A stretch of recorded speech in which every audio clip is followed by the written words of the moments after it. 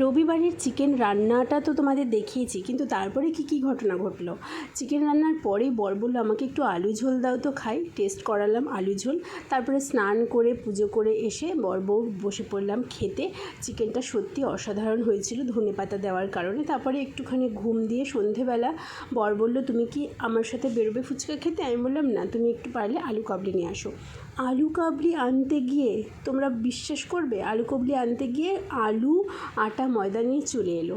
মানে আলু কাবলিওয়ালা কাকুর কাছে মানে অনলাইন পেমেন্টের কোনো ব্যবস্থা নেই বলে আমার আলু কাবলি খাওয়া হলো না। ভাবো, এত মাথা গরম হয়ে গেছিলো কি বলবো। তারপরে রাগারাগি করতে করতেই শুনতে পেলাম যে ভাসান যাচ্ছে, একটু ভাসান দেখে এলাম। তারপরে রাতের বেলা খেয়ে দিয়ে শুয়ে পড়লাম। আজকে সকালবেলা হচ্ছে তারপরের দিন সকালবেলা আর কি সোমবারের ঘটনা বাদবাকি অংশে তোমরা দেখে নিলে। ভালো লাগলে মিনি ব্লগটা লাইক সাবস্ক্রাইব করো।